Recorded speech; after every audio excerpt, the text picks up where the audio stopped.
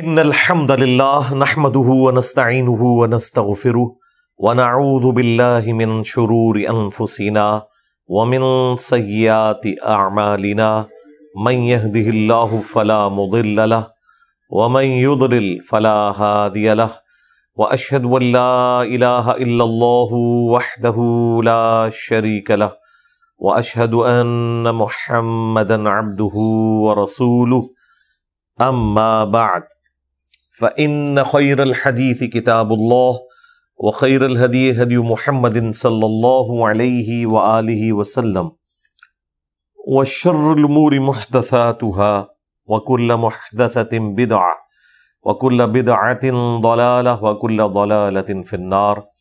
أعوذ بالله السميع العليم من الشيطان الرجيم من همزه ونفخه ونفثه. بسم الله الرحمن الرحيم. رب اشرح لي صدري ويسر لي امري واحلل عقدة من لساني يفقهوا قولي. بسم الله الرحمن الرحيم. ان الله وملائكته يصلون على النبي يا ايها الذين آمنوا صلوا عليه وسلموا تسليما. اللهم صل على محمد وعلى آل محمد كما صليت على إبراهيم وعلى آل إبراهيم إنك حميد مجيد. اللهم بارك على محمد وعلى آل محمد كما باركت على إبراهيم وعلى آل إبراهيم إنك حميد مجيد. اللهم ربنا آتنا في الدنيا حسنة وفي الآخرة حسنة وقنا عذاب النار. ربنا آتنا من لدنك رحمة وهيئ لنا من أمرنا رشدا. لا إله إلا أنت سبحانك إني كنت من الظالمين. حسبنا الله ونعم الوكيل. يا حي يا قيوم برحمتك أستغيث ولا حول ولا قوة إلا بالله العلي العظيم. آمین. انشاءاللہ تعالی آج ہم سورۃ الرعد سورت نمبر 13 کا سٹارٹ کریں گے انشاءاللہ. سورۃ الرعد اپنے مزاج کے اعتبار سے بھی اور جو ایک قرآن پاک کا مکی صورتوں کا اسلوب ہے اس میں مکی صورت ہے. بعض لوگوں نے اسے مدنی لکھا. بسا اوقات ایسا ہو سکتا ہے کہ چند ایک آیات مدنی ہو یا ان صورتوں کہ مکی اور مدنی ہونے میں اختلاف ہو. یہ جو صورتوں پہ مکی یا مدنی لکھا جاتا ہے یہ کوئی مصحف کا حصہ نہیں ہے، یہ انفارمیشن کے طور پر ہے. اسی طریقے سے آپ اگر دیکھیں تو صورتوں کے جو نمبر ہیں نا وہ بھی 2 لکھے ہوئے ہوتے ہیں. ایک وہ ہے جو مصحف میں ہر صفحے کے ٹاپ کے اوپر لکھا ہوتا ہے، جو قرآن میں مصحف کی ترتیب میں یہ سورت نمبر 13 ہے. لیکن جہاں پہ سورت سٹارٹ ہوتی ہے نا وہاں انہوں نے ڈبیا میں اس کے ساتھ اس کا دوسرا نمبر بھی لکھا ہوتا ہے کہ کس نمبر پہ یہ نازل ہوئی. وہ اس کا انہوں نے 96 لکھا ہوا ہے ترتیب کے اعتبار سے. شاید اسی وجہ سے اس کو پھر مدنی صورت اس والے مصحف میں لکھا ہے. لیکن یہ اپنے پورے مزاج میں جس طریقے سے اس میں گفتگو ہوئی ہے عقیدہ توحید کے اعتبار سے تو یہ مکی قرآن کا حصہ ہی لگتا ہے. واللہ اعلم. اعوذ باللہ من الشیطان الرجیم. بسم اللہ الرحمن الرحیم. الف لام میم را. یہ حروف مقطعات ہیں. یہ اللہ اور اس کے محبوب صلی اللہ علیہ وآلہ وسلم کے درمیان کوڈ ورڈز ہیں. ان کی تفصیل ہمیں نہیں بتائے گی اور نہ ہماری ضرورت تھی. قرآن میں کئی ایک ایسی چیزیں ہیں جن کی تفصیلات ہمیں نہیں بتائی گی. اس کا تو خیر ترجمہ بھی ممکن نہیں ہے، یہ ایک کوڈ ورڈز کے طور پہ ہے. بعض چیزیں ایسی ہیں جن کا عربی لنگوسٹک میں ترجمہ موجود بھی ہے، اس کے باوجود وہ متشابہات ہیں، ان کی تفصیلات ہمیں نہیں پتہ. جس طرح کہ اللہ تعالیٰ کی صفات کا ذکر ہے، اللہ کا ہاتھ، اللہ کی آنکھیں. اب یہ جو گفتگو ہے یہ لٹریچر کی زبان میں بھی ہو سکتی ہے کہ اس سے مراد قدرت لیا گیا ہو، یا اس سے مراد اللہ تعالیٰ کی وہ کوالٹیز ہیں جن کی تفصیلات ہمیں نہیں پتہ. چونکہ ہماری زبان کی ووکیبلری اتنی ہی ہے، ہم اس طرح کے ملتے جلتے الفاظ ہی بیان کر سکتے ہیں. جس طرح کہ جنت کی نعمتیں ہیں وہ قرآن پاک میں بیان ہوئی، لیکن ساتھ ہی سورہ السجدہ میں آیا کہ اللہ تعالیٰ نے اپنے بندوں کے لیے ان کی آنکھوں کی ٹھنڈک نعمتیں چھپا کے رکھی ہوئی ہیں، اور اسی آیت کی تفصیل میں بخاری مسلم میں آیا کہ وہ نعمتیں نہ کسی آنکھ نے دیکھی، نہ کسی کان نے سنی، نہ کسی کے دل پہ بھی کبھی ان کا گمان گزرا. تو وہ ظاہر ہے اس کا مطلب ہے وہ ایکسٹراڈنری نعمت ہے. تو سمجھانے کے لیے بتا دیا جاتا ہے. اسی لیے سورۃ البقرہ میں آیا کہ جب جنتیوں کو فروٹ دیے جائیں گے تو وہ دنیا کے فروٹ سے ملتے جلتے ہوں گے. وہ کہیں گے کہ یہ تو وہی ہے جو ہمیں دنیا میں بھی دیا گیا تھا، لیکن اللہ تعالیٰ فرماتا ہے وہ ان سے ملتے جلتے ہوں گے. وہ تو جب کھائیں گے تو پتہ چلے گا نا کہ اس میں بہت بڑا فرق ہے. مثلا ایک دیسی آم کا ذائقہ ہے، انور ٹور بھی دیکھنے میں دیسی آم کی طرح ہے، لیکن ذائقے میں زمین و آسمان کا فرق ہے.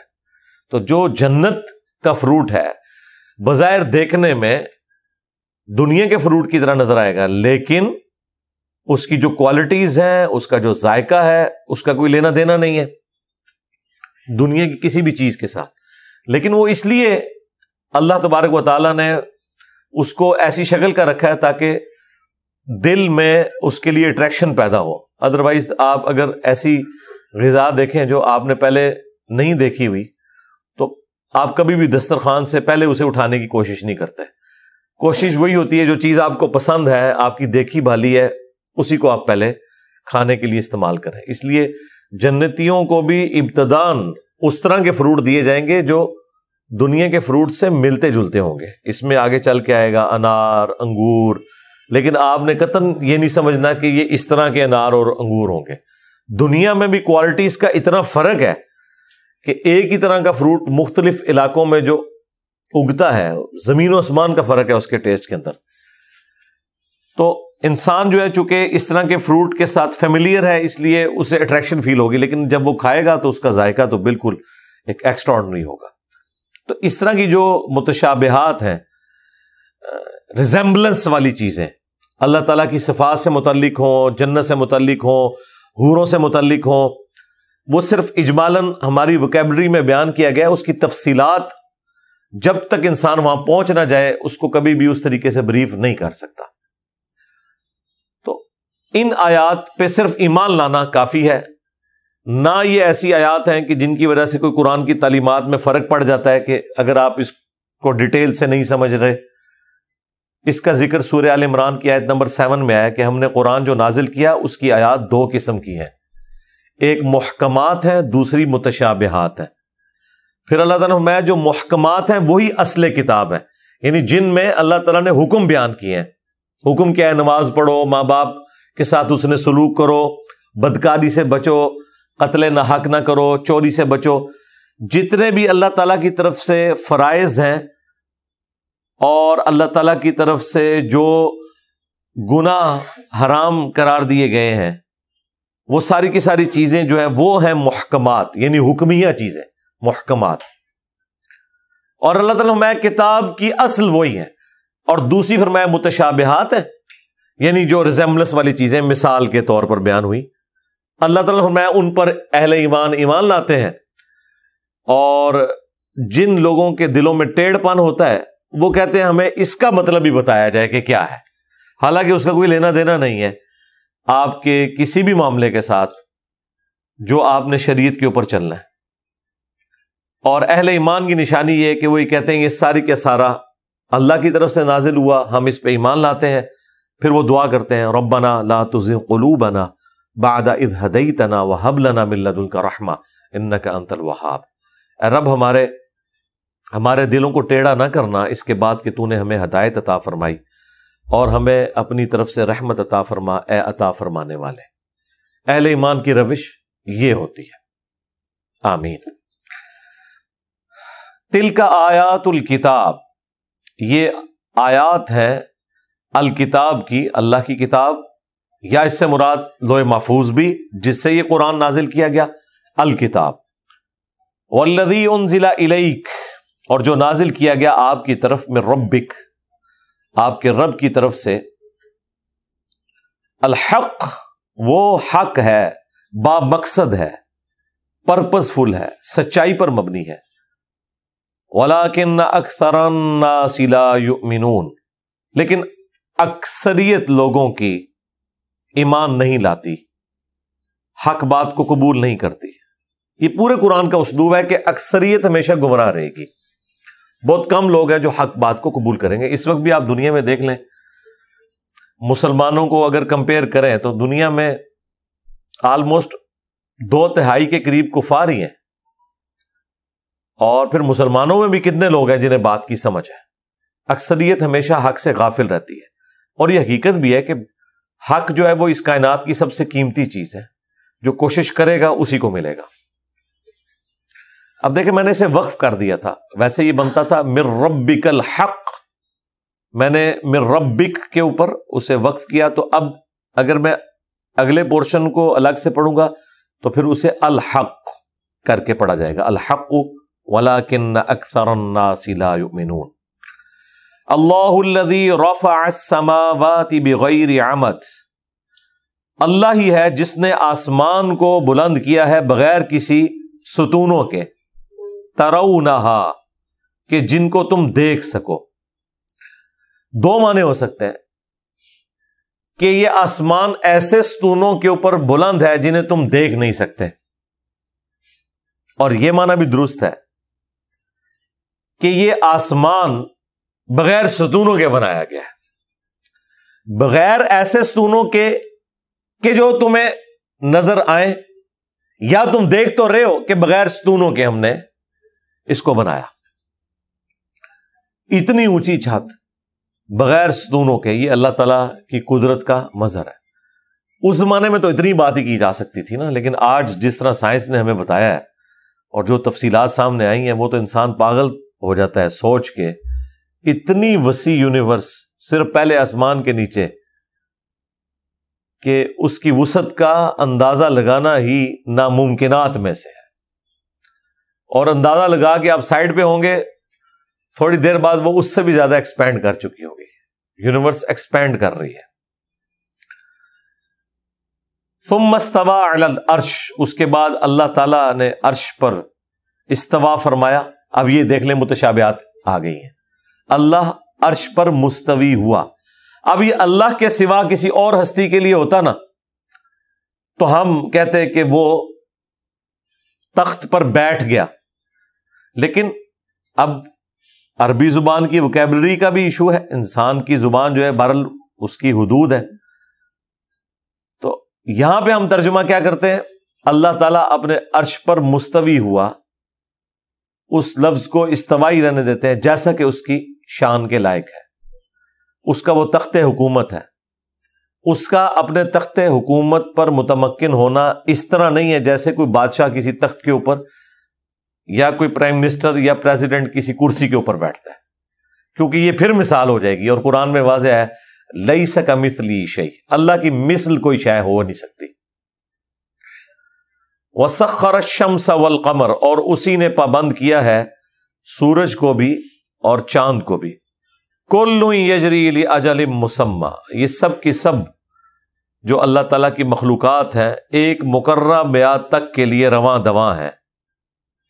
اللہ تعالیٰ نے سب کو کام میں لگا دیا ہے۔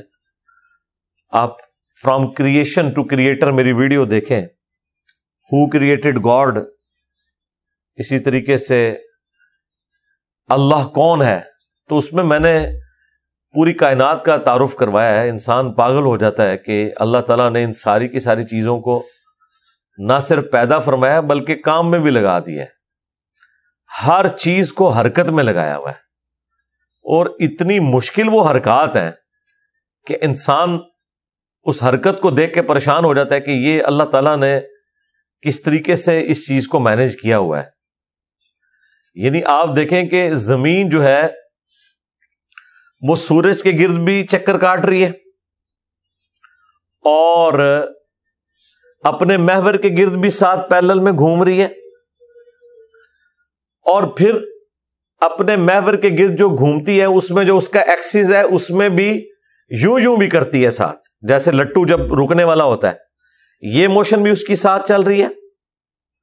اور چوتھی موشن یہ ہے اس کی کہ وہ جب سورج کے گرد جو گھوم رہی ہے نا، تو پورا نظام شمسی بھی پوری رفتار کے ساتھ پچھلے اربوں سال سے ویگا سٹار کی طرف جا رہا ہے، اور وہ جو اس کی رفتار ہے وہ انبلیویبل ہے. 1 سیکنڈ میں 1000 کلومیٹر. سورج 1 سیکنڈ میں 1000 کلومیٹر یوں جا رہا ہے، اور زمین جو ہے نا اس کے گرد گھوم رہی ہے، وہ ایسے تو گھوم بھی رہی ہے، ایسے بھی 1000 کلومیٹر طے کرتی جا رہی ہے. وہ آپ ذرا ڈسکوری چینل پہ اور نیشنل جیوگرافی پہ دیکھیں، وہ بندہ پاگل ہو جاتا ہے دیکھ کے. آپ کو تو صرف یہ پتا ہے کہ ایسے ایسے گھوم رہی ہے، نہیں، صرف ایسے نہیں گھوم رہی، وہ ساتھ ایسے ایسے بھی گھوم کے آگے بھی ٹریول کر رہی ہے، 1000 کلومیٹر 1 سیکنڈ میں بھی طے کر رہی ہے. پریشان. اور یہ تو ایک چھوٹا سا ایک آپ کو یہ سولر سسٹم نظر آ رہا ہے، اور پھر یہ پوری کائنات کتنی بڑی ہے، یہ تو اللہ تعالیٰ ہی سارے معاملات کو دیکھ رہا ہے. یدبر الامر، وہی تدبیر فرماتا ہے کاموں کی. یفصل الآیات لعلکم، اور وہ اپنی آیات کو کھول کر بیان کرتا ہے تاکہ لعلکم بلقاء ربکم توقنون، تاکہ تم اپنے رب سے ملاقات کا یقین کر سکو. یعنی اللہ تعالیٰ اپنی قدرتوں سے اتنا عیاں ہے کہ اگر اللہ تعالیٰ کو کسی نے پہچاننا ہے نا، تو وہ یہ قدرت کی نشانیاں دیکھ کر پہچانے گا، اور وہ اس رزلٹ پہ پہنچے گا جو سورہ آل عمران میں بھی آیا، ربنا ما خلقت هذا باطلا سبحانک فقنا عذاب النار. اے اللہ، یہ ساری چیزیں تو نے باطل پیدا نہیں فرمائی، یقیناً پرپس فل ہیں، تو مجھے بھی کسی مقصد کے تحت ہی بنایا ہوگا، تو مجھے آگ کے عذاب سے ہمیں بچا لے، آمین. تو اللہ تعالیٰ ہمارا ہے کہ ان لوگوں کے نشانیاں ہیں جو اپنے رب سے ملاقات کا یقین کرنا چاہتے ہیں، ان کے لیے اللہ تعالیٰ نے یہ نشانیاں رکھ دی ہیں. وَهُوَ الَّذِي مَدَّ الْأَرْضِ، اور وہی ہے جس نے زمین کو پھیلایا، وَجَعَلَ فِيهَا رَوَاسِيَ وَأَنْهَارًا، اور اس نے اس میں پہاڑ بھی رکھ دیے اور دریا بھی رواں کر دیے. اس کی خوبصورتی والا معاملہ تو ایک الگ سے، اس کی جو انسانی زندگی کے لیے اہمیت ہے، ان پہاڑوں کی، زمین کی سٹیبلٹی کے لیے، اور پانی جو زندگی کا نشان ہے اس پلانٹ ارتھ کے اوپر، اس کا کیا واٹر سائیکل اللہ تعالیٰ نے بنایا ہے. وہی سورج ہے جو سمندر کے پانی کو ایویپوریٹ کرتا ہے، وہی سورج ہے جس کی وجہ سے دنیا میں ہوائیں چلتی ہیں، اور اس پانی کو اٹھا کے وہ زمین پہ بارش کی شکل میں برساتی ہیں، اور پہاڑوں پر گلیشیئرز کی فارم میں. پھر اسی سورج کی تپش کی وجہ سے وہ برف کے گلیشیئر پگھلتے ہیں، ان میں سے پھر پانی رواں ہوتا ہے، جو پہاڑوں میں سے ہوتا ہوا انسان اس کو یوز کرتے ہیں، اور زمین کے اندر بھی پانی کے دریا چلتے ہیں جو ہم زمین سے پانی نکالتے ہیں. تو یہ سارے کا سارا واٹر سائیکل اللہ تبارک و تعالیٰ نے رواں کیا ہے. وَمِن كُلِّ الثَّمَرَاتِ، اور ہر قسم کے پھلوں میں، جَعَلَ فِيهَا زَوْجَيْنِ اثْنَيْنِ، اس نے 2 کے جوڑے بنا دیے ہیں. یعنی نباتات کے اندر بھی، پھلوں میں بھی جوڑے ہیں. یہ تو چند ایک لوگوں کو چیز پتا تھی نا، جو لوگ یعنی فصل کے ساتھ وابستہ تھے، انہیں یہ پتا ہے کہ جس طرح نباتات میں بھی اسی طریقے سے مذکر اور مونس والا ایشو ہے، جس طرح کے انسانوں میں ہے، جانداروں میں ہے، جوڑوں کی شکل میں، میل اور فیمیل. یغشی اللیل النہار، اور ڈھانپ دیتا ہے وہی رات سے دن کو. ان فی ذلک لآیات لقوم یتفکرون، بے شک اس میں اللہ کی قدرت کی نشانیاں ہیں ان لوگوں کے لیے جو غور و تفکر کرتے ہیں. اب دیکھیں، کوئی انسان دنیا میں یہ کہہ نہیں سکتا کہ میری آبزرویشن سے کوئی ایسی چیز نہیں گزری کہ جس میں مجھے اللہ تعالیٰ کی قدرت نظر نہ آئی ہو، چھوٹے سے لیول سے لے کر بڑے لیول تک. آپ جو چیز کھا بھی رہے ہیں، صرف اس کے اوپر غور کر دیں کہ یہ اس کھانے تک پہنچی کن سٹیجز سے ہے، تو انسان پاگل ہو جاتا ہے. فروٹ تو ہمارے سامنے فنش پروڈکٹ کے طور پہ آ رہا ہے نا، وہ تو ایک سمپل معاملہ ہے، لیکن وہ بھی اتنا کمپلیکس ہے کہ ایک تربوز کو کاٹیں آپ، اس میں آپ کو سینکڑوں بیج نظر آئیں گے. جس شخص کو یہ نہ پتا ہو کہ یہ تربوز بنتا کیسے ہے، اس دنیا کا باشندہ نہ ہو، اگر اسے بتایا جائے کہ یہ جو اندر ایک چھوٹا سا بیج ہے نا، اس کو میں زمین میں بوؤں گا اور یہ جو اتنا بڑا تربوز دیکھ رہے ہو، اس طرح کے ہزاروں تربوز اس میں سے نکل آئیں گے، اور وہ کبھی بھی ماننے کے لیے تیار نہیں ہوگا۔ کائنات میں ہر چیز معجزہ ہے، لیکن کئی معجزوں کے ہم عادی ہو چکے ہیں۔ پھر ان بیجوں کو اس میں پلیس کیا ہے، پھر کیا ذائقہ رکھا ہے فروٹ کا، اور جو نان فنش پروڈکٹ ہے ادر دین فروٹ، اس کو اگر آپ دیکھیں کس طرح ویلیو ایڈیشن ہو کے آپ تک چیز پہنچتی ہے۔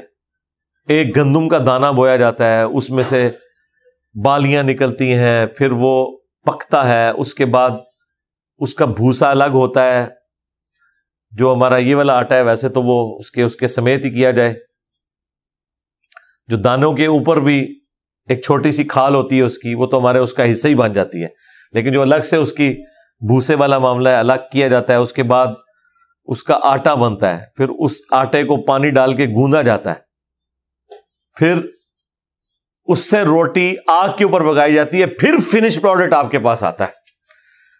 تو جس نے بھی روٹی زندگی میں ایک دفعہ کھائی ہے تو اس کے لیے خدا تک پہنچنا آسان ہے۔ کوئی فروٹ کھایا ہے، کوئی چیز، اور یہ تو صرف کھانے والا اسپیکٹ ہے، اس کے بعد اس کھانے نے اندر کہاں جانا ہے، کس جگہ سے گھومنا ہے، اس میں سے فائدے والی چیز کیسے الگ ہونی ہے، اور کس طریقے سے اس نے پیشاب کی شکل میں نکلنا ہے، اور اس میں انسان کی اپنی کوئی مرضی شامل نہیں ہے۔ تو یہ اللہ تعالیٰ اپنی قدرتوں سے اتنا آیا ہے کہ اللہ تعالیٰ سے اگر کوئی انسان غافل ہوتا ہے تو جان بوجھ کے ہو رہا ہے، ورنہ اس کائنات میں اللہ تعالیٰ نے اپنی قدرت کی اتنی نشانیاں رکھ دی ہیں کہ کوئی شخص بھول کر بھی خدا سے غافل نہیں ہو سکتا اگر وہ خود سیدھے راستے کے اوپر رہنا چاہے۔ تو بے شک اللہ تعالیٰ فرماتا ہے اس میں نشانی ہے ان لوگوں کے لیے جو غور و تفکر کرتے ہیں۔ وَفِي الْأَرْضِ قِطَعٌ مُتَجَاوِرَاتٌ، اور زمین میں بھی مختلف قسم کے زمین کے ٹکڑے ہیں۔ یہ آپ کو منظر پہاڑوں پہ بھی دیکھنے سے نظر آ جائے گا کہ پہاڑوں کے اوپر بھی لوگوں نے جہاں پہ فصلیں اگائی ہوتی ہیں تو پہاڑوں کے اوپر مختلف انہوں نے اس کی کٹنگز بنائی ہوتی ہیں، بعض اوقات نیچرل کٹنگز بھی ہوتی ہیں کہ میدان آیا اس کے بعد پھر پہاڑ شروع ہو گیا، پھر میدان آیا پھر پہاڑ شروع ہو گیا، اس طرح کے ٹکڑے بھی ہوتے ہیں۔ سمندروں میں بھی، جزیروں کی فارم میں بھی ٹکڑے ہوتے ہیں، دریاؤں کے اندر بھی ہوتے ہیں، اور اب تو یہ سائنس کی برکت سے جو آپ خلا سے ایریل ویو دیکھتے ہیں زمین کا، اس میں تو بڑے بڑے براعظم بھی آپ کو مختلف ٹکڑے نظر آ رہے ہیں، کہیں سے جڑے ہوئے ہیں، کہیں سے الگ ہیں۔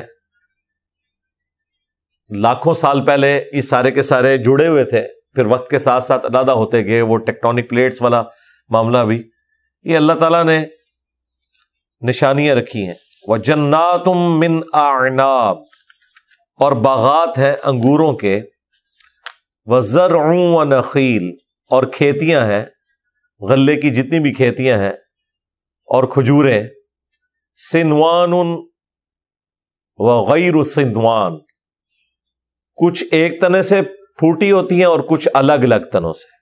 یسقا بماء واحد، پانی سب کو ایک ہی لگایا جاتا ہے۔ کیا کانٹے کی بات ہے۔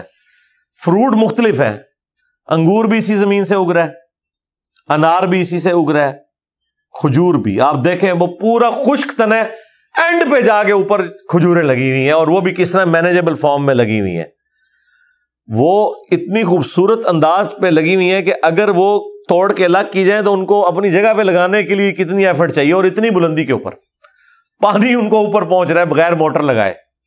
وہ اللہ تعالیٰ نے نیچرل سسٹم رکھ دیا ہے۔ اور اللہ تعالیٰ کہہ رہا ہے کھیتیوں پہ بھی غور کرو اور فروٹ کے اوپر بھی، ان میں کتنا فرق ہے۔ کھیتی پوری کی پوری کاٹ لی جاتی ہے، زمین بالکل فارغ ہو جاتی ہے، آپ نئی چیز اگاتے ہیں۔ فروٹ کے کیس میں یہ نہیں ہوتا، فروٹ میں درخت اپنی جگہ رہتا ہے، فروٹ اتار لیتے ہیں آپ، پھر کچھ عرصے بعد دوبارہ فروٹ لگ جاتا ہے اس پہ۔ تو یہ اللہ تعالیٰ نے قدرت کی نشانیاں رکھی ہیں، اور بعض ایک تنے کے اوپر ہوتے ہیں، بعض الگ الگ تنوں کے اوپر ہوتے ہیں۔ اب کھجور کے کیس میں آپ دیکھیں ہر ایک چیز آپ کو کمبائنڈ فارم میں ایک جگہ نظر آئے گی، لیکن اگر آپ کنو کو، مالٹے کو، سنگتروں کو، ان کو دیکھیں تو پورا درخت ہے، ہر ایک تنے کے اوپر الگ سے شاخیں ہیں، آم کا درخت ہے علیحدہ سے شاخیں ہیں، اور ہر ایک میں اپنا اپنا فروٹ لگا ہوا ہے. یہ اللہ تعالیٰ کی قدرت کی نشانی ہے جی.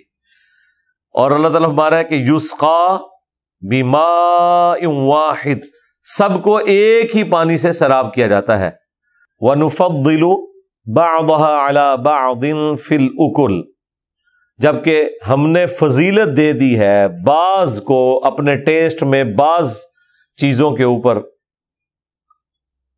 یعنی ایک ہی پانی سے چیزیں اگ رہی ہیں، ٹیسٹ میں فرق بھی ہے اور ٹیسٹ میں فضیلت بھی دے دی ہے. کوئی چیز جو ہے وہ ایکسٹرا آرڈنری ٹیسٹی ہے، ویسے تو ہر چیز ہی ٹیسٹی ہے، لیکن ایک سے ایک بڑھ کے. آپ آم کی اقسام ہی دیکھیں، اس کے ٹیسٹ کو آپ کمپیئر کرنا شروع کریں تو کتنا فرق ہے. پھر آم ورسز دوسرے فروٹ دیکھیں، ان کے ٹیسٹ میں فرق ہے. ایک ایک فروٹ کے اندر کتنی اقسام ہے، ان کے ٹیسٹ کے اندر بھی فرق ہے. اب یہ ساری کی ساری چیزوں کے بارے میں اللہ تعالیٰ فرما رہا ہے ان فی ذلک لآیات لقوم یعقلون، بے شک ان تمام قدرت کی نشانیوں میں وہ لوگ جو کہ عقل مند ہیں ان کے لیے نشانیاں پوشیدہ ہیں. اللہ تعالیٰ کی یہ ساری قدرت کی نشانیاں. اب یہ ساری نشانیاں بیان کر کے اس کے بعد اینڈ رزلٹ نکالا جا رہا ہے اس سے متعلقہ کہ جو اللہ اس بات پر قادر ہے کہ اس نے بغیر ستونوں کے آسمان کو اٹھایا، جو اللہ اس بات کے اوپر قادر ہے کہ اس نے سورج کو، چاند کو اور باقی چیزوں کو کام میں لگا دیا، جس نے پہاڑ جما دیے، اس میں دریا رواں کر دیے، نباتات کی ہر چیز جوڑوں کی شکل میں بنائی، اور رات کو دن کے ذریعے ڈھانپ لیا، اور زمین میں مختلف قسم کی قطعات بنا دیے، اور باغات بنا دیے انگوروں کے، اور کھیتیاں اور کھجوریں، جبکہ سب کے سب ایک پانی سے سیراب ہوتے ہیں، اور بعض کا ٹیسٹ بعض کے اوپر فضیلت رکھتا ہے.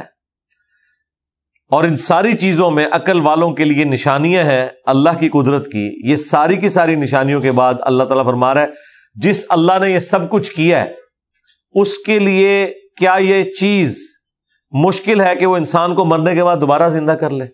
تو وہ اگلی آیت آ گئی ہے. وَإِن تَعْجَبْ، انسان اگر تجھے تعجب کرنا ہی ہے نا، حیرانگی کا اظہار کرنا ہی ہے، فَعَجَبٌ قَوْلُهُمْ، تو حیرانگی تو ان لوگوں کے اس قول کے اوپر بنتی ہے جو یہ کہتے ہیں اِذَا كُنَّا تُرَابًا، کہ جب ہم مر کر مٹی ہو جائیں گے، اِنَّا لَفِي خَلْقٍ جَدِيدٍ، تو کیا ہمیں دوبارہ سے پیدا کر دیا جائے گا؟ جو اللہ ایک بے قدر بیج سے اتنا بڑا درخت نکالنے کے اوپر قادر ہے، وہ گلی سڑی ہڈیوں میں سے دوبارہ سے اس انسان کو پیدا کرنے پہ قادر نہیں ہوگا. اولئک الذین کفروا بربہم، یہ وہ لوگ ہیں جنہوں نے اپنے رب سے کفر کیا.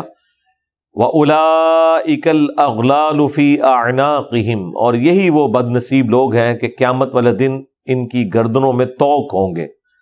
وَأُولَئِكَ أَصْحَابُ النَّارِ، اور یہی وہ لوگ ہیں جو کہ جہنم والے ہیں، آگ والے ہیں. ہم فیہا خالدون، اس میں رہیں گے ہمیشہ ہمیش.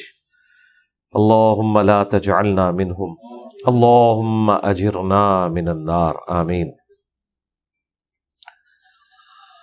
وَيَسْتَعْجِلُونَكَ بِالسَّيِّئَةِ قَبْلَ الْحَسَنَةِ، اب روئے سخن جو ہے وہ مشرکین عرب کی طرف ہے جو نبی علیہ السلام کے مخاطبین تھے کہ یہ آپ سے بہت جلدی مطالبہ کر رہے ہیں اللہ کی طرف سے عذاب کا، بجائے کہ وہ بخشش کا مطالبہ کرتے. ظاہر ہے 13 سالہ مکی دور میں جو قرآن دھمکیوں سے بھرا ہوا ہے کہ اگر تم ایمان نہ لائے تو تم پہ بڑے دن کا عذاب آ جائے گا، تو وہ پھر کہتے تھے کہ جہاں اتنے سال گزرے لگتا ہے یہ ہونا کچھ بھی نہیں ہے. تو وہ نبی علیہ السلام کو جان بوجھ کے تنگ کرتے تھے، حالانکہ عذاب کا فیصلہ تو اللہ نے کرنا تھا. تو اللہ تعالیٰ ہمارا کہ یہ عذاب مانگ رہے ہیں تم سے کہ عذاب کیوں نہیں آتا، بجائے کہ کوئی بخشش والا معاملہ ہوتا. نیکی سے پہلے یہ برائی مانگ رہے ہیں. وَقَدْ خَلَتْ مِن قَبْلِهِمُ الْمَثُولَاتُ، جبکہ ان نادانوں کو کیا یاد نہیں ہے کہ ان سے پہلے گزر چکے ہیں کئی ایک واقعات عذاب کے، اور مشرکین عرب نے تو خود وہ کھنڈرات دیکھے تھے جو شام کی تجارت کے دوران وہ آبزرو کرتے تھے کہ جہاں قومیں آباد تھیں اور آج وہ ویران ہو چکے ہوئے تھے۔ وَإِنَّ رَبَّكَ لَذُو مَغْفِرَةٍ لِلنَّاسِ، اور بے شک تیرا رب بالضرور بخشنے والا ہے لوگوں کو، عَلَىٰ ظُلْمِهِمْ، باوجود اس کے کہ وہ زیادتی کرنے والے ہیں، ظلم کرنے والے ہیں، پھر بھی اللہ تعالیٰ ڈھیل دیتا ہے۔ وَإِنَّ رَبَّكَ لَشَدِيدُ الْعِقَابِ، اور بے شک تیرے رب کا عذاب بہت سخت ہے، اللہ تعالیٰ سخت عذاب دینے والا ہے۔ اللہم حاسبنا حسابا یسیرا، آمین۔ تو دیکھ لیں اللہ تعالیٰ تیش میں نہیں آتا، بھئی لاؤ عذاب کدھر ہے، لاؤ عذاب، وہ اللہ تعالیٰ نے اپنا فیصلہ کیا ہوا ہے کہ کب عذاب آنا ہے، لیکن اللہ تعالیٰ ساتھ یہ اشارہ دے رہا ہے کہ یہ جو ڈھیل مل رہی ہے نا، یہ تمہیں توبہ کی توفیق کی تو مل رہی ہے، اس سے اپرچونٹی بنا کے توبہ کر لو، اللہ کی طرف پلٹ آؤ۔ اور کئی لوگوں کو توفیق ہو بھی گئی۔ خالد ابن ولید رضی اللہ تعالیٰ عنہ نبی علیہ السلام کے اعلان نبوت کے 19 سال کے بعد مسلمان ہوئے، مر سکتے تھے اس دوران، نہیں مرے، اور اگر بہت پہلے عذاب کا فیصلہ آ چکا ہوتا تو وہ صحابی بھی نہ ہوتے، تو یہ اللہ کی رحمت ہی تھی نا۔ وَيَقُولُ الَّذِينَ كَفَرُوا، اور کہتے ہیں کافر، لَوْلَا أُنزِلَ عَلَيْهِ آيَةٌ مِّن رَّبِّهِ، اس نبی پر ان کی طرف سے، ان کے رب کی طرف سے کوئی نشانی کیوں نہیں نازل ہوئی، کوئی معجزہ کیوں نہیں آیا؟ انما انت منذر، اے نبی تم تو نہیں ہو مگر ایک ڈر سنانے والے، وَلِكُلِّ قَوْمٍ ہاد، اور ہر قوم کے لیے کوئی نہ کوئی ہدایت والا تو ہوتا ہے، تو آپ اس قوم کے لیے ہدایت کا سبب ہیں، اللہ تعالیٰ نے آپ کو پیغمبر بنا کے بھیجا ہے، یہ عذاب کے فیصلے اللہ نے کرنے ہیں، وہ جب چاہے گا فیصلہ کرے گا، لہٰذا یہ جو آپ سے ڈیمانڈ کرتے ہیں نا کہ آپ عذاب لیں ہیں، تو یہ آپ کے اختیار میں تو نہیں، یہ اللہ کی مرضی ہے۔ اچھا، اب یہ بات قرآن میں کافی دفعہ بیان ہوئی تو کافروں کو یقین آ گیا کہ ایسا اتنی جلدی نہیں ہوگا، تو وہ پھر بار بار یہی اعتراض کرتے تھے۔ ایک ہی بات انہوں نے پکڑ لی تھی کہ اگر تم سچے نبی ہو تو وہ عذاب لے آؤ، اگر سچے نبی ہو تو وہی معجزات کر کے دکھاؤ جو اگلے نبی کیا کرتے تھے۔ تو بار بار یہ بات ہوئی کہ اے نبی، نہ معجزہ آپ کے اختیار میں، نہ عذاب آپ کے اختیار میں، یہ اللہ کا فیصلہ ہے، جب چاہے گا وہ کرے گا، آپ کا کام یہ ہے کہ آپ نے اپنے رب کا پیغام اس کے بندوں تک پہنچانا ہے، یہ آپ کی ذمہ داری ہے۔ اللہ یعلم ما تحمل کل انثی، اللہ ہی ہے جو جانتا ہے ہر جو مادہ اٹھائے ہوئے ہے، وما تغید الارحام وما تزداد، اور جو رحم کے اندر، یوٹرس کے اندر جو کوئی بڑھتا ہے یا کم ہوتا ہے وہ اللہ تعالیٰ کے علم میں ہے، یعنی ایک تو فزیکلی ہے، پریگنینسی کی وجہ سے رحم کا بڑا ہو جانا، اور ڈلیوری کے بعد اس کا اپنی نارمل پوزیشن کے اوپر آنا، اور ایک یہ بھی ہے کہ اس کے اندر جو اللہ تعالیٰ جان یا زی روح کو پیدا فرما رہا ہے وہ کتنی پرفیکشن کے ساتھ ہے، یا اس کے اندر کوئی بلٹ ان اللہ تعالیٰ نے فالٹ رکھنا ہے پیدائشی طور پہ، یہ سب کچھ اللہ کے علم میں ہے۔ وَكُلُّ شَيْءٍ عِندَهُ بِمِقْدَارٍ، اور ہر چیز جو اللہ تعالیٰ کہ ہاں مقرر ہے وہ ایک مقدار کے ساتھ ہے، وہ اللہ تعالیٰ فیصلہ فرماتا ہے کہ اولاد کس کو کیا دینی ہے، خواہ وہ مرد و عورت کا جوڑا ہو یا جانوروں کا جوڑا ہو یا نباتات کا جوڑا ہو، یہ اللہ فیصلہ کرتا ہے کہ کس کے لیے اس کے نسل والا معاملہ کیا ہونے والا ہے۔ عالم الغیب والشہادۃ الکبیر المتعال، وہی جاننے والا ہے ہر پوشیدہ شے کو، ہر ظاہر چیز کو، وہ سب سے بڑا ہے اور عالی مرتبے والا ہے۔ اللہ اکبر کبیرا والحمد للہ کثیرا وسبحان اللہ بکرۃ واصیلا، بے شک اس میں کوئی شک نہیں، صدق اللہ العظیم۔ سواء منکم من اسر القول ومن جہر بہ، اس کے لیے برابر ہے جو کوئی چھپا کے بات کرے سرگوشی میں، خواہ وہ اونچی آواز میں کرے، اس کے لیے برابر ہے، وہ سب کو سنتا ہے۔ ومن ہوا مستخفٍ باللیل وسارب بالنہار، اور وہ بھی جو چھپا رہتا ہے رات کے وقت اور جو دن میں چلنے والی چیزیں ہیں جانداروں کی شکل میں، یہ سب کی سب چیزیں اللہ تعالیٰ کے علم میں ہیں، اس کے لیے برابر ہے۔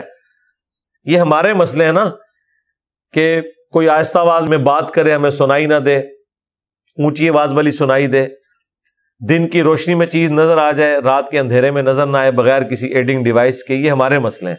اللہ کے لیے سب کچھ برابر ہے۔ لَهُ مُعَقِّبَاتٌ مِّن بَيْنِ يَدَيْهِ، انسان کے لیے یکے بعد دیگرے آنے والے فرشتے ہیں، آگے سے بھی، من بین یدیہ ومن خلفی، اور پیچھے سے بھی، یحفظونہ من امر اللہ، اور وہ حفاظت بھی کرتے ہیں اللہ تعالیٰ کے حکم سے۔ انسانوں کے ساتھ فرشتے اٹیچ ہیں۔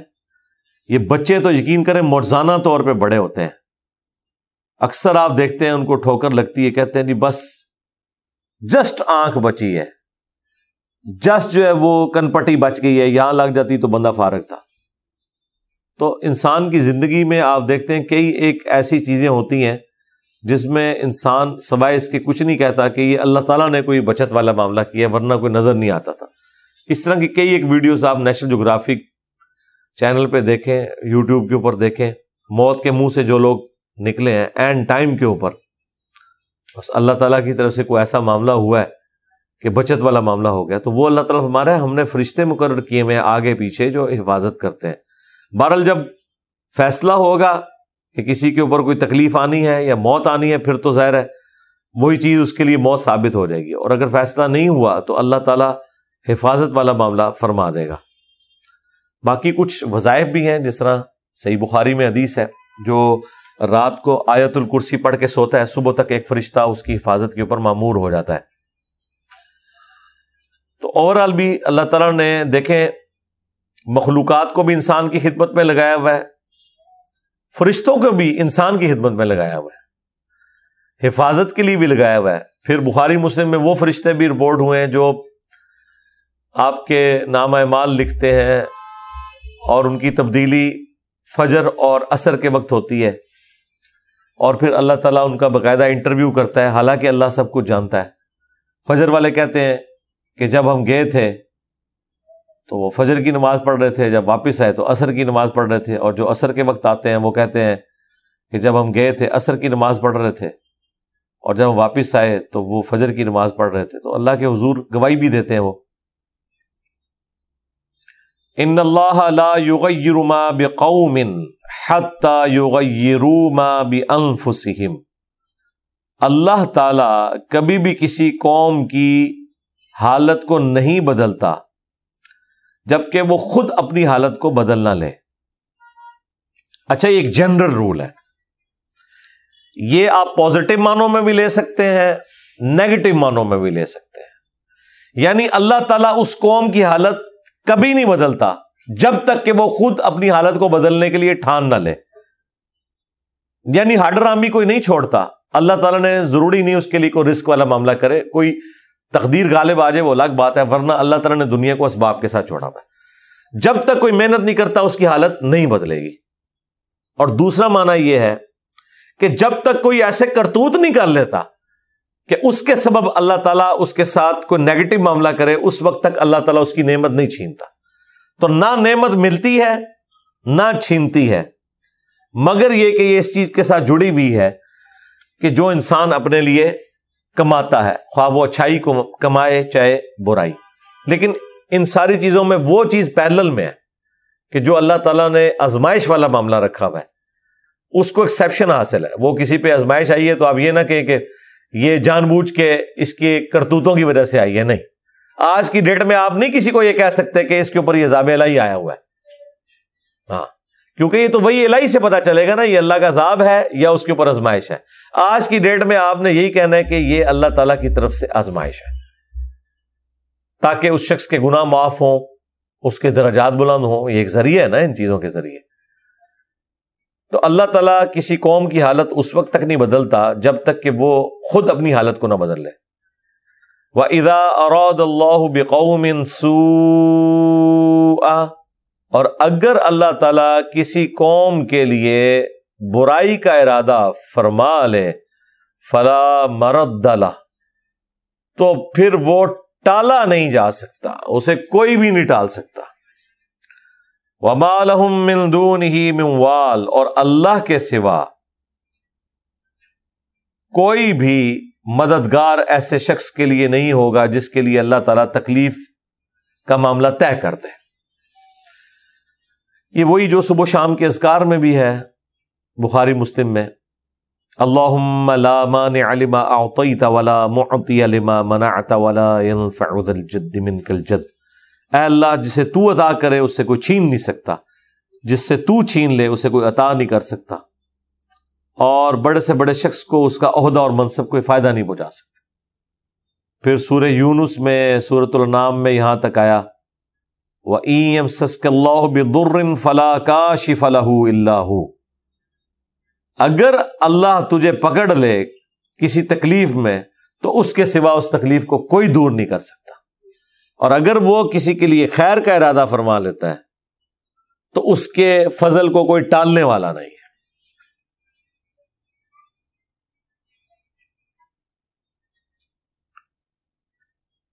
هُوَ الَّذِي يُرِيكُمُ الْبَرْقَ خَوْفًا وَطَمَعًا، وہی ہے جو تمہیں دکھاتا ہے بجلی، ڈرانے کے لیے بھی اور امید کے لیے بھی.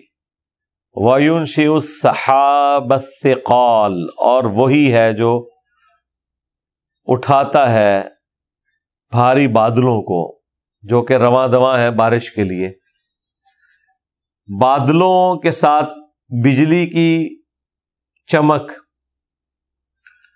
یہ جڑی ہوئی ہے، اس میں انسان کی طمع بھی پوشیدہ ہے اور خوف بھی پوشیدہ ہے.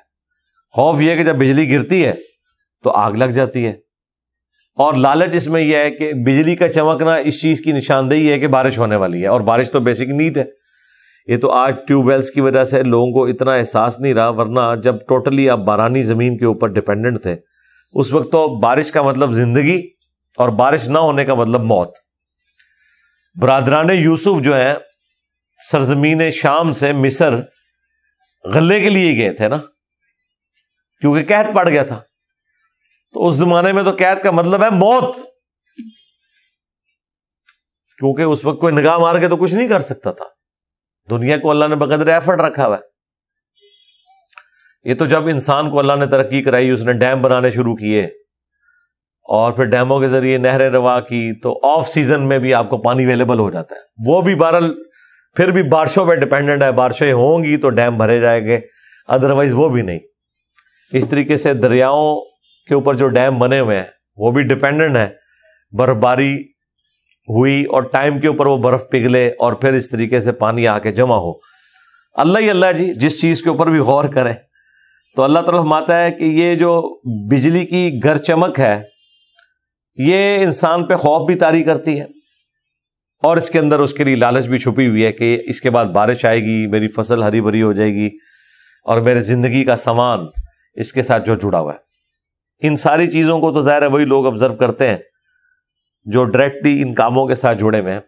اگلے زمانوں میں تو آلموسٹ سارے یہ کام اپنے حصے کا کرتے تھے. یہ تو جب ایک پروفیشنل زندگی شروع ہوئی ہے تو اس میں لوگوں نے مختلف شعبے اڈاپٹ کیے ہیں، اور غلہ جو ریئل ٹائم اگانے والے کی محنت ہے وہ کھانے والے نے دیکھی بھی نہیں ہوتی. ہاں وہ کسی اور فیلڈ میں محنت کر کے پیسے کما کے تو پیسوں کے ذریعے یا پرانے زمانے میں بارٹر سسٹم کے ذریعے اس سے اناج خرید لیا کرتا تھا. باقی جو پنجابی میں بھی کہا جاتا ہے نا کہ کسان جو ہے نا اس کی بائی والی ہوتی ہے اللہ کے ساتھ، یہ اس کا ایگریمنٹ ہوتا ہے. کسان جتنا خدا اورینٹڈ ہوتا ہے نا، خصوصاً بارانی زمین والے لوگ، وہ تو ہر وقت خدا اورینٹڈ ہوتے ہیں. اس حوالے سے اگر وہ اپنے آپ کو صحیح کرنا چاہیں کہ وہ ہر لمحے اس چیز سے گزرتے ہیں کہ وہ کتنے کمزور اور لاچار ہیں اور خدا کتنا طاقتور ہے کہ اس کے اوپر آپ ڈیپینڈنٹ ہیں. اور یہ ایک ایسا یونیورسل ٹروتھ ہے جو کبھی بھی انویلڈ نہیں جائے گا، آج بھی ویلڈ ہے. آج بھی انسان کی خوراک اسی زمین سے آ رہی ہے. زمین اگانا بند کر دے، جو مرضی آپ ٹیکنالوجی بنا لے، اگر مٹی اگانے سے انکار کر دے، انسانیت کی موت ہے. اور دیکھیں اللہ تعالیٰ نے کیسا انسان کا غرور توڑا ہے. حقیر مٹی، اور اس کو کیا شان دی ہے کہ ایک دانہ بوتے ہیں 6 ارب گنا بڑا درخت بنا دیتے ہیں. ایک آپ دانہ بوتے ہیں گندم کا، اس میں سے 7 بالیاں نکلتی ہیں، ہر بالی کے اندر 100 دانے ہیں، 700 گنا بڑھا دیا ایک دانے سے. یہ اللہ تعالیٰ کی قدرت ہے، اور زندگی اس کے اوپر ڈیپینڈنٹ کر دی ہوئی ہے. تو آج بھی اگر زمین اگانا بند کر دے، کسی کے پاس سونا بھی ہو، اس سونے کے اندر کوئی بیج لگائے، سونا نہیں اگا سکتا اس کو. یہ حقیر مٹی اگاتی ہے. یہ اللہ تعالیٰ کی قدرت ہے. تو اللہ تعالیٰ فرماتا ہے کہ ہم خوف اور طمع، یعنی اس کا خوف بھی بجلی کا اور طمع کے ساتھ بادلوں کو روانہ کرتے ہیں، جو بھاری بادل پانی کو اٹھائے ہوئے ہوتے ہیں. انسان اس کی طرف متوجہ رہتا ہے. آج بھی آپ دیکھیں جہاں پہ ٹورنیڈوز آتے ہیں، ہوائی جھکڑ چلتے ہیں اور بڑی تیز آسمانی بجلی گرتی ہے، کس طریقے سے وہاں پہ آگ لگ جاتی ہے. آسٹریلیا میں، امریکہ میں تو کئی ہفتوں تک جنگلوں میں آگ بھڑکتی ہے. وہ بہت کم ہوتا ہے کہ کسی انسان کے لگانے سے ہو. ان جنگلوں میں تو کوئی آبادیاں اس طرح نہیں ہوتی ہیں. یہ عموماً جو آپ جنگلات کی آگ دیکھتے ہیں نا، وہ آسمانی بجلی کی وجہ سے آگ لگی ہوئی ہوتی ہے. کہیں پہ بجلی گری، بس سپارک ہو گیا، اور اب جنگلوں کے جنگل ختم ہو رہے ہیں. ان کو بجھانے کے لیے آپ کو بڑی ایفرٹ پٹ کرنی پڑتی ہے. میں تو کہتا ہوں اللہ کا شکر ہے کہ وہ قدرتی آفات جس سے امریکہ گزر رہا ہے، پاکستان تو اس کا تصور بھی نہیں کر سکتا. یہ انہوں نے ہی سب کچھ سنبھالا ہوا ہے. یعنی آپ مجھے بتائیں ایک ٹورنیڈو پھر جائے، 80,000 سال پیچھے ٹور گئے. وہاں آئے دن یہ ٹورنیڈوز، پھر سمندری جو طوفان آتے ہیں وہ الگ سے، پھر جو برف باری ہوتی ہے، پورے ریل کے ٹریک صاف ہو جاتے ہیں. باقاعدہ انہوں نے ٹرینیں اس طرح ڈیزائن کی ہوئی، آگے انجن کے آگے وہ ہر چیز لادا کرتا ہے. مجھے بتائیں یہاں پہ تھوڑا سا پانی کھڑا ہو جائے اور ٹریک گیلا ہو جائے تو ٹرینیں کئی دن نہیں چلتی. یہاں پہ اگر برف باری اس طریقے سے ٹریکس کے اوپر ہونا شروع ہو جائے، اس طرح کے زلزلے، ٹورنیڈوز آنا شروع ہو جائیں، اور جو آگ وہاں پہ جلتی ہے، جو فائر فائٹنگ والا معاملہ ہے، وہ تو آپ امیجن بھی نہیں کر سکتے. تو اللہ تعالیٰ نے اس طرح کی قدرتی کئی ایک آفات سے ہمیں محفوظ رکھا ہوا ہے. تو آج بھی یہ جو آسمانی بجلی ہے، یہ اسی طریقے سے معاملات ویلڈ ہے. اس لیے دیکھیں آپ، جو بجلی کی تاریں جا رہی ہوتی ہیں نا، یہ جو 11,000 وولٹ والی ہیں، جو بڑے وہ کھمبے لگے ہوئے ہیں، تو آپ دیکھیں گے کہ 6 تارے ہیں یا 8 تارے ہیں. 4 اس طرف ہیں، وہ جو 2 ونگز نکلے ہوئے ہوتے ہیں، 4 اس طرف ہیں، 4 اس طرف ہیں، اور ایک اس کی ٹپ کے اوپر باریک سی تار چل رہی ہوتی ہے، ٹپ ٹو ٹپ، جہاں پہ اوپر نوک بنی ہوئی ہوتی ہے نا اس کی، کھمبے کی بازو تو نیچے ہوتا ہے نا، اوپر جا کے نوک بن جاتی. اس نوک کا دوسرے نوک کے ساتھ بھی آپ دیکھیں ایک باریک سی تار آپ کو نظر آئے گی. وہ تار الگ سے ڈالی جاتی ہے، اس میں بجلی نہیں ہوتی، وہ سٹیل وائر ہوتی ہے. اس لیے کہ جب آسمانی بجلی گرے نا، تو پہلے اس کے اوپر گرے اور وہاں سے وہ بجلی کو گراؤنڈ کر دے. اگر وہ تار اوپر نہ ہو تو بجلی کی تاروں کے اوپر جب آسمانی بجلی گرے گی تو وہ تو تاریں ٹوٹ جائیں گی. وہ اتنی لمبی تاریں، ان کو دوبارہ ریپیئر کرنا آپ سوچ سکتے ہیں. پہاڑوں کے اوپر جو تاریں لگائی ہوئی ہیں، اتنی وزنی تار ہے، وہ کتنے دنوں کی ایفرٹ سے وہ تار سے ایک کنڈے سے دوسرے تک جوڑتے ہیں. اگر وہ ٹوٹ جائے تو اس کو جوڑنے کے لیے اور دوبارہ اتنی وزنی تار کو اتنی بلندی پہ لے کے جانے کے لیے پہلے تو رول کھول کے ہوتا ہے. یہ کھلی ہوئی تار، اس کو پہلے رول پہ چڑھائیں گے اور کتنی ایفرٹ پٹ کریں گے. اس لیے انہوں نے سسٹم ڈیولپ کیا کہ آپ اوپر سے وہ تار چلائیں تاکہ آسمانی بجلی گرے. اس کا اللہ نے رول رکھا ہے. دیکھیں اللہ تعالیٰ نے یہ سارے جو سائنسی قوانین ہیں، خدائی قوانین ان کو اتنا محکم بنایا کہ یہ بدلتے نہیں ہیں. انسان نے جب دریافت کر لیا ویسے ہی ہونا ہے. یہ قدرت کا قانون ہے کہ جب آسمان سے بجلی گرے گی نا تو سب سے پہلے اس جگہ پہ گرتی ہے جو سب سے بلند جگہ ہوتی ہے. یہ اصول ہے. یہ نہیں ہوگا کہ آسمانی بجلی اس سٹیل وائر کو چھوڑ کے تو آگے بجلی کی تار پہ گرے کوئی شرارت کرنے کے لیے. نہیں, یہ ہے وہ چیز جو اللہ تعالیٰ فرماتے ہیں ہم نے ہر چیز انسان کے لیے مسخر کر دی ہے, اس کی خدمت میں لگائی ہوئی ہے, وہ اسے ہٹ ہی نہیں سکتی. ایک چھوٹا سا بچہ اتنے بڑے اونٹ کو ناک میں نکیل ہے وہ رسی سے پکڑ کے چل رہا ہے. اگر اونٹ کو پتا چل جائے کہ یہ کیا, اس کا تو ابا بھی شاہی کوئی نہیں, تو وہ نکیل کے ساتھ چلے گا. لیکن اللہ نے مسخر کر دیا, چلتا جاتا ہے. بیل, گائے, بھینسیں کتنی طاقتور ہے, بس وہ چل رہی ہیں, اللہ نے مسخر کر دی ہوئی ہے. اس طرح کائنات میں جتنی چیزیں اللہ تعالیٰ نے مسخر کی ہوئی ہیں, جو اللہ تعالیٰ نے ان کے لیے قوانین بنائے ہیں وہ ان کی پابند ہے. یہ گھروں میں جب آپ سولر سسٹم لگاتے ہیں تو اب ظاہر ہے وہ پلیٹیں اتنی مہنگی ہیں, ملینز آف روپیز لگتے ہیں, تو گورنمنٹ نے قانون بنایا ہوا ہے کہ وہاں بھی آسمانی بجلی کو روکنے کے لیے ارتھ ریسٹر لگانا ہے, اوپر ٹاپ کے اوپر لگا ہوتا ہے, وہ تانبے کا بنا ہوا. پھر اس کے ساتھ سے وائر گراؤنڈ ہوتی ہے, اس کو آپ نے سب سے بلند والی جگہ پہ لگانا ہے. جو بیچارے سائنس کے طالب علم نہیں ہے یا انہیں پتہ نہیں ہے, وہ بس پلیٹوں کے ساتھ ہی کہیں ایک کونے پہ لگا کے چلے جاتے ہیں.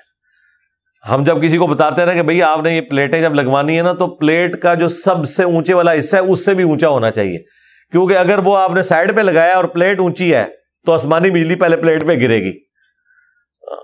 اس نے یہ تو نہیں کہنا کہ میں تلاش کراں بھی تسی کہڑا میرے سے کہڑا رستہ رکھے ہے, میں کہڑے برتن ہی کھانا ہے. نہیں, اس کو اللہ نے ایک قانون کا بند کیا کہ تو نے اس جگہ پہ گرنا ہے جو سب سے اونچی ہے. اس لیے وہ جو پورشن ہے نا اس کا, وہ اونچے والے پورشن پہ لگا ہونا چاہیے تاکہ جب آسمان سے بجلی گرے اس پہ گرے اور آپ کی پلیٹیں بچیں. ادروائز پلیٹیں اگر آپ کی جل جاتی ہیں یا ان کے اوپر آسمانی بجلی گرتی ہے, وہ تو آپ نے لگائی ہوئی ہے 20-25 سال کے لیے, تو سارے کا سارے پھر ڈوب گیا. لیکن دیکھیں سائنٹسٹ نے کتنی محنت کے ساتھ ان معاملات کو مینج کیا, انہوں نے ایک ایک چیز کو کاؤنٹر فار کیا ہوا ہے. انسان نے بھی جو یہ قدرت سے لرن کیا ہے, ایسے SOPs بنائے ہیں, اسٹینڈرڈ آپریٹنگ پروسیجرز, کہ اس میں غلطی کے چانس نہیں ہوتے اگر ان چیزوں کو فالو کیا جائے. ٹریفک قوانین کو اگر آپ صحیح طریقے سے ہر کوئی فالو کرے, کبھی ایکسیڈنٹ ہو نہیں سکتا. ہاں کوئی ربو آئی ہو کہ کسی کا ٹائر پھٹ جانا ہے, وہ ایک علیحدہ معاملہ ہے. وہ بھی اگر اس کو صحیح طریقے سے فالو کیا جائے کہ آپ نے ٹائم پہ ٹائر بدلنے ہیں, اس طریقے سے ٹریک کو صاف رکھنا ہے, تو اس طرح کے چانسز ہوتے کم ہے. یہ ساری قیامت کی نشانیاں پاکستان میں پوری ہوتی ہیں, باہر کے ملکوں میں نہیں ہوتا اس طرح. وہاں پہ آپ صرف ایئر ٹریفک دیکھ لیں, بندہ پریشان ہو جاتا ہے. کیڑیوں کی طرح امریکہ کے اندر جہاز اڑ رہے ہیں, ہزاروں فلائٹیں صرف ود ان امریکہ روزانہ اڑتی ہیں. پاکستان میں اگر اڑے تو روزانہ 2-4 جہاز گرے ہوئے ہوں. کبھی سنا کو امریکہ میں جہاز گرا ہے, کوئی ٹکرا گیا ہو. سب سے سیف سفر ہے, انہوں نے اس کو مینج کیا ہوا ہے. ہائٹ ہی ڈفرنٹ رکھی ہے کہ یہاں سے جو جہاز اڑ کے اس طرف جائے گا وہ اتنی ہائٹ پہ اڑے گا, اور جو ادھر سے آئے گا وہ اتنی ہائٹ پہ. اب آپ آنکھیں بند کر کے اڑائیں, آمنے سامنے آ ہی نہیں سکتا کوئی جہاز. ہاں ایک دوسرے کے اوپر سے ایسے ضرور گزر جائے گا, بالکل ایک ٹائم پہ بھی گزر جائے گا, لیکن ایک دوسرے سے ٹکرائے گا نہیں. قوانین ٹریفک کے بنا لیے انہوں نے, ہر چیز کو مینج کیا ہوا ہے. تو یہ ساری کی ساری سائنس اسی لیے پاسبل ہوئی ہے کہ اللہ تعالیٰ کے بڑے محکم قوانین ہیں. تو یہ بجلی والا بھی جو نظام اللہ تعالیٰ نے رکھا ہے, خوف کے ساتھ بھی اور طمع کے ساتھ بھی, اللہ تعالیٰ فرماتا ہے یہ بادل اڑ رہے ہیں. وَيُسَبِّحُ الرَّعْدُ بِحَمْدِهِ, اور یہ جو بجلی چمکتی ہے یہ اللہ کی تسبیح بیان کرتی ہے حمد کے ساتھ. اللہ اکبر کبیرا الحمد للہ کثیرا وسبحان اللہ بکرۃ واصیلا. سورہ بنی اسرائیل میں ہے نا کہ اس کائنات میں کوئی چیز نہیں ہے مگر یہ کہ اللہ کی حمد کے ساتھ اس کی تسبیح بیان کرتی ہے. لیکن تم اس کی تسبیح کو سمجھ نہیں سکتے. یہ اللہ تعالیٰ کی ایک پیرلل میں ایک دنیا ہے نا جی. اللہ کی بنائی ہوئی دنیا تو آپ چھوڑ دیں. ہمارے بزرگوں کو اگر قبروں سے نکالا جائے, ان کے سامنے یہ اسمارٹ فون رکھا جائے اور انہیں بتایا جائے کہ یہ وہ ٹیلی فون ہے جہاں سے آپ کو یہاں ابھی میں بیٹھے بیٹھے مکہ اور مدینہ دکھا سکتا ہوں.